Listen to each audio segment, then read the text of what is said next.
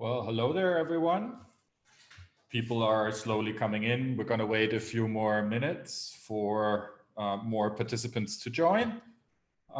You can use the Q&A tool if you were in one of our previous keynotes. There was only one.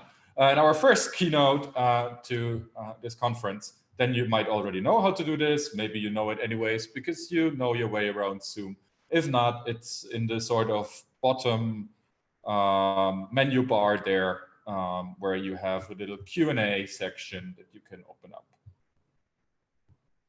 Let's give it another 2-3 minutes before we start with our discussion.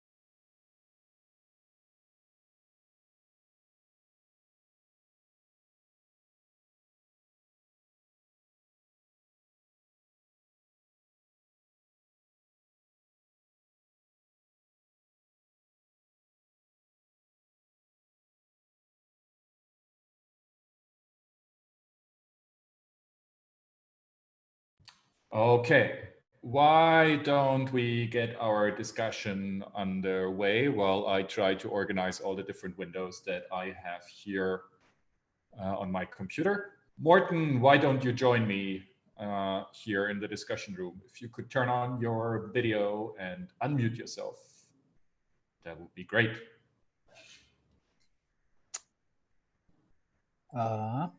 Okay, that's I can't. one. Oh, you can't. Well, then if you don't mind, I'll do it. Oh, I can ask you to start your video. So maybe now you can hit a button. There we go. Hello. Hi, Morten. Hello. Hi. So we have some questions coming in, but before I start reading off the list, I just quickly wanted to thank you, of course, for this keynote with which you touched so many different areas. And I still, if I may say that, see it as sort of revolving around the idea of motivation. And I find that to be an incredibly interesting topic. And I want to ask you more about your thoughts on it, because it has a positive and a negative ring at the same time. It's something that we want to be all the time. We want to be motivated to do things. But that's also something that very often we maybe want to use with other people, if that's possible. Motivation, I think, is one of the main reasons why people start to study psychology. They want to know, how can I motivate myself to do stuff I don't want to do? And then also they want to know, how can I motivate others to do what I want them to do, right? So in many ways, psychology crystallizes in that term. And then you bring in various different aspects. You talk about philosophy, you talk about emotional sides, you talk about pragmatics, the pragmatic approach to what do you do kind of mechanically, what you need to do in order to be motivated, as you say, mainstream psychology shows us. And then you sort of make the move towards aesthetics. And I find that move particularly interesting, but maybe we keep that for a little bit later of the talk. And I just want to start at the very beginning where you enlighten us about various different philosophical approaches to your topic. And I see all the ideas that you put in parallel. What I want to hear from you is maybe you can ground for me a little bit more the kind of philosophy you rest your doubtless psychology on, because you are a psychologist after all, and your questions are, for me at least, psychological. So maybe you can give me a little bit more of a grounding of what your philosophy is on which your psychology rests. Wow. First, allow me to say thanks. I didn't, I was too preoccupied with practicalities to remember that when I recorded the talk. Let me say thanks for organizing this exciting event. And I'm so honored to be part of it. And yes, you're right. There's a lot of different aspects and sides to this whole problematic.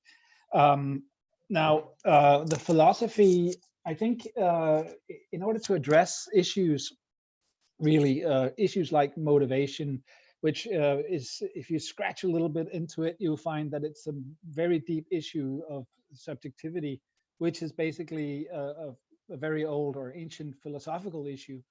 So this is where we have to sort of become transdisciplinary as psychologists. We have to sort of move beyond the borders of the discipline and start reading not just philosophy, but various kinds of social theory and so on. And of course, that leads to problems because we can only, in a way, always start from scratch surfaces. Actually, we can never be sort of fully informed about the implications of all the concepts we take in and use. But I guess that's how it has to be. I'm not sure I would say that my psychology rests on a philosophy. I would rather say that I would think of it as the practice of articulating, working theoretically with concepts that can be used to articulate practices such as the one I was just giving an example of, and then drawing in philosophical concepts and theories and tradition in that kind of work. But generally, I would, if you insist that I categorize it, I would call it some kind of post-Marxism, which both designates that there is a specific tradition that has sort of emerged through the classical German philosophy, Hegel and so on, onto Marx and the Marxist tradition. And then in the period, especially after the 1980s and on, the sort of reflection of how can we rethink this whole tradition? How can we rethink it in terms of our relationship to nature, in terms of our relationship to power in the general sense, and so on and so forth. And that's a huge kind of work. And I've been very inspired by, the continental and specifically French tradition of post-Marxism of different kinds, including what others might call post-structuralism, people like Derrida and others, but never sort of confining myself to what is one specific theoretical strand. Yeah, I guess that's the best I can do now. Thank you, Morten. Thank you. There are two very pressing questions by Katrin, who says that she has to leave very soon because she has another appointment. So I'm going to put her to the top of the list here. Katrin says, thank you for a great talk. Could you elaborate on what is meant by slow research? Maybe we start with this question and then I give you the second one. Okay, slow research, slow science. I take it from Isabelle Stengers, who wrote a book which in English is called A Manifesto for Slow Science. Another Science is Possible. And she takes up another actually manifesto written by a number of scientists who call for a slow science. And she twists, I think, the meaning of it. It is not simply about sort of how to organize and administrate and go about the procedures of science itself, but it's about slowing down in terms of being mindful of the various parties, the various concerns, and the various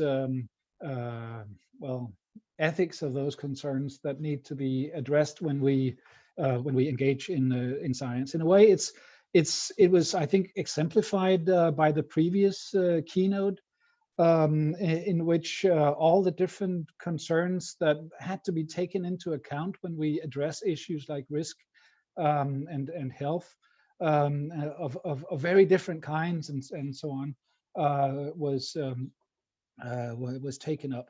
So it's a kind of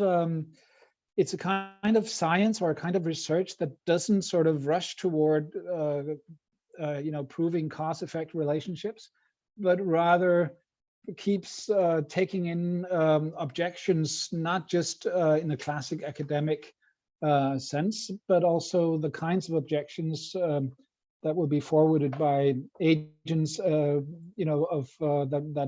must be taken into account, which are outside of our immediate sort of field of practice.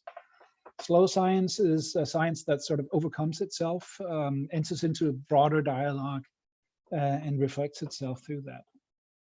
But it is also a question of,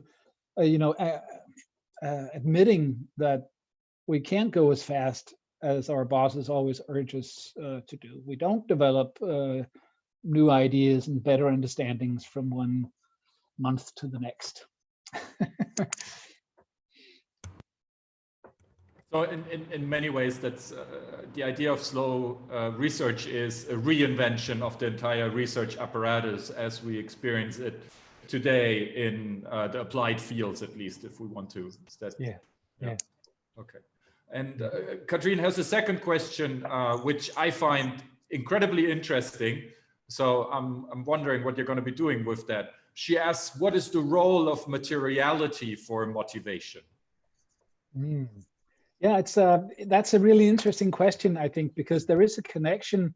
If we say materiality as such, you would say you never come across that except in what might be called liminal situations.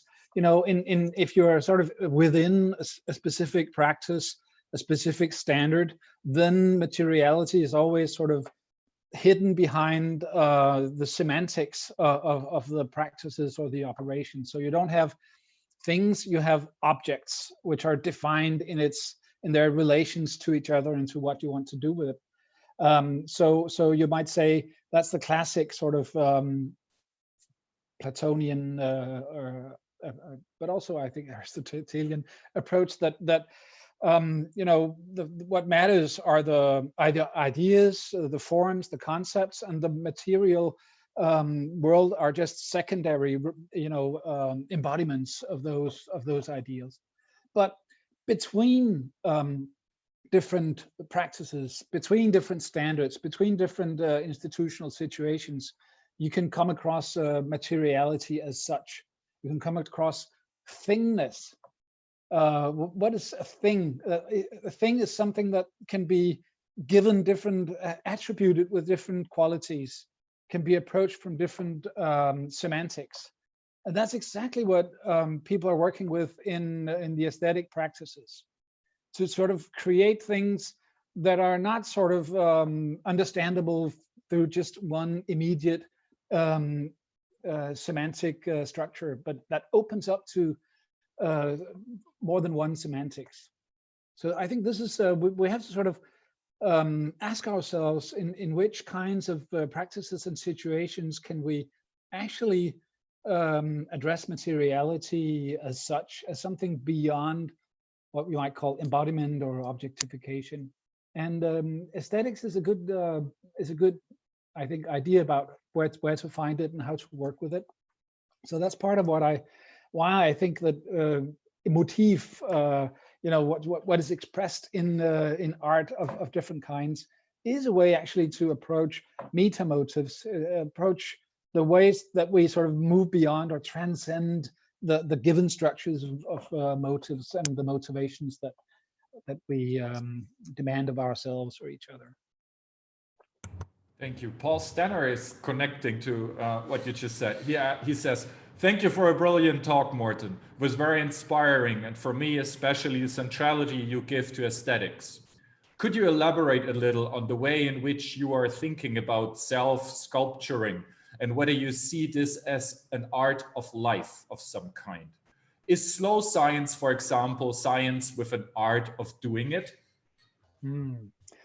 Yeah, it's I've been one of the places where I've been scratching surfaces of the great philosophical tradition is the sort of intersection between aesthetics and theory, and I've been grappling with understanding how in our work with theory, where we work with understanding concepts and well, with Derrida we could say deconstructing how concepts that seem to be have a single meaning, if we look closely enough, we can see that they are moving historically and they have different sides that struggle with each other.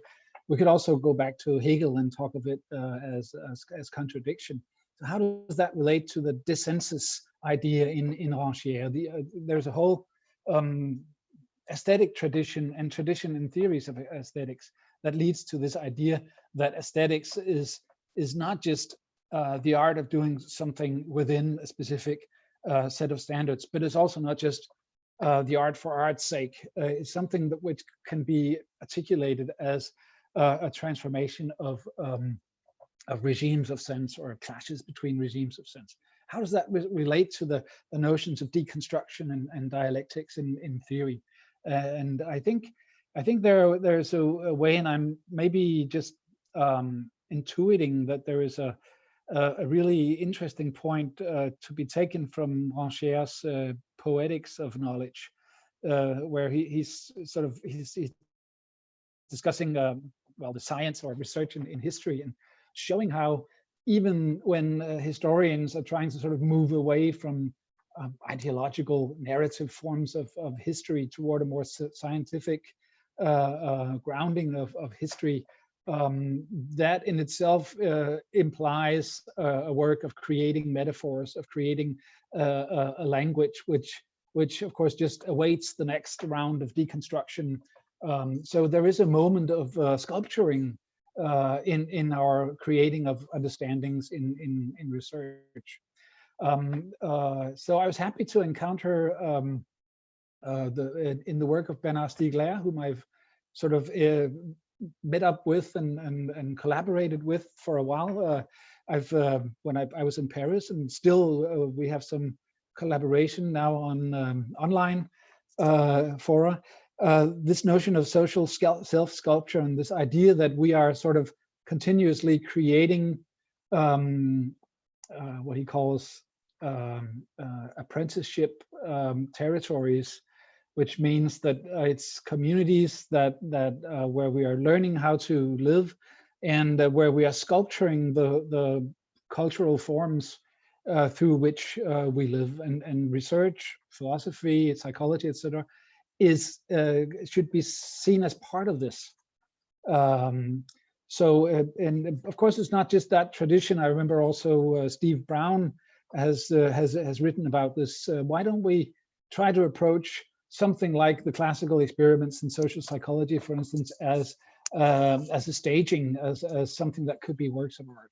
And exactly, the Rancièrean approach is not just an approach to art, which is already defined as art, but as also an approach to how any kind of practices and artifacts can be viewed as aesthetic practices. We can look for the ways they produce dissensus.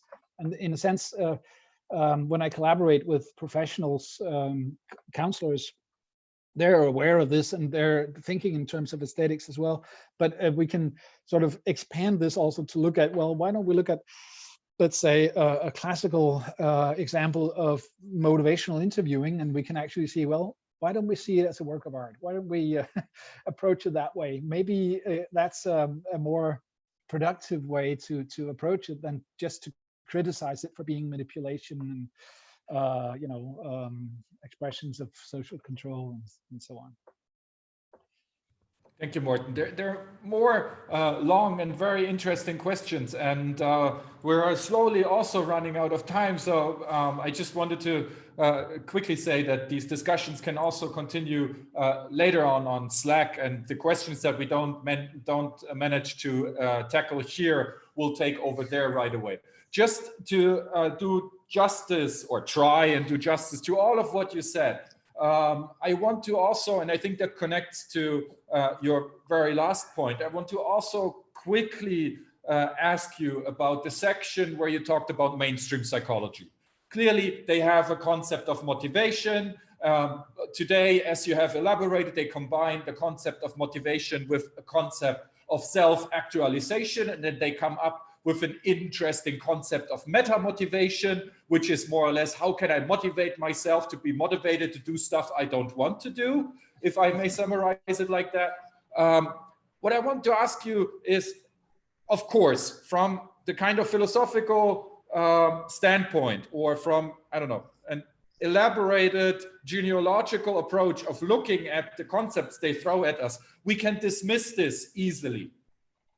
Yet at the same time, are we doing justice to mainstream, if we want to call it like mainstream psychology? Because after all, there are these self-help books out there in every bookstore I can go to. And many of those self-help books help many people to be motivated to do something they always wanted to do and never achieve. And they use solely mainstream psychology. So my question is, can we dismiss this mainstream psychology so easily and say critical psychology is much better? Yeah, I totally agree that, and I'm always a bit humbled by how I have this dilemma in a way. I was attending this sort of great conference on motivation in education last year, and it was or was it? No, it's 2 years ago now. Well, anyway, I was a bit struck by sort of the narrowness of it all, and exactly I think compared to the rich culture of self-help and so on, where you have a much wider sort of array of conceptualizations of motivation and self than you actually have within the discipline of psychology, which is almost totally dominated by, well, Bandurian self-regulation and self-determination theory, which is moving toward thinking in terms of cognitive self-regulation. So we should at least include the wide varieties, which actually also includes a lot of references to the old humanistic psychology of Maslow and Rogers and stuff, which is actually not at all dead. It's dead in the discipline of psychology almost, I think, in the academic discipline, but it's not dead out there in the practices. And it has some valid points. That's also what's, I think, in my point. It's actually recently that I discovered that that Maslow coined the term of meta-motivation long before Murayama, who doesn't know anything about Maslow. So there's a reinventing of the wheel going on here, including in what I'm doing. And I guess that's how it sort of has to be. But so there are valid points. And of course, there are ways in which I think we can do better than what Maslow did, and maybe address what people want to do with humanistic psychology. Give them better weapons for what they're trying to do. That's what I hope. And again, to connect to this in the kind of chronology of your talk, Nicholas Kimmery says, I really enjoyed your reading of Osterkamp's praxis as communal proactive care for life. And I agree with that. But whose life are we talking here? You seem to read this as life also beyond the human realm. But is this truly part of the critical psychological considerations, which usually appear very anthropocentric? How can we consider the co-creation of cultures as also encompassing the co-creation of natures without reproducing the culture-nature dualism? From this perspective, and there my question jumps a little bit, sorry. From this perspective, how to grasp a motivated participation in the co-emergence of we and I as part of a passionate community of care with the more than human world. Wow. Let me just say, well, we're passing in time, but I leave that for you, Martin. But so it's a huge question. I agree, it's a very good question, and I think it's part of my. It might have seemed a little bit sort of strange in the middle to have Ernst Bloch with his discussions about the relations between our practices and praxis with an X and so on, and nature, that already in his work, which was at the time around when I was born, he was sort of moving beyond the sort of human anthropocentric view in his philosophy of nature, and urging us to think in terms of the concept of natura naturans, nature as active, which is part of what we are and what we are doing. So we have to sort of expand our notion, and even beyond the ideas about the cultural production, reproduction, care for human life, etc., that they wrote about in the tradition of critical psychology. But I don't think it's. I think it's possible to actually to expand it in that way without jumping to this kind of a post-humanism, which in a way reduces what matters to everything and anything. And we have to sort of also be mindful that we always view, even life is always viewed and made meaningful from the perspective of collective human praxis. We have to be mindful of that as well. We can't just dream of moving beyond the human. We have to think of us as humans who think, but as humans who think as part of nature, humans who always go beyond what we think we are. Oh, that was a small attempt. Niklas's question is much bigger, and we have to work for years with that. Yeah, and we have some more bigger questions up here that unfortunately we cannot tackle right now anymore. But I think that your last words about putting the subject at the center are, if I may reinterpret that like that, are very, very important. And thank you for your talk, and thank you for this discussion. We continue, we'll take this over to Slack, and maybe you have the time to go in there and answer the remaining questions there.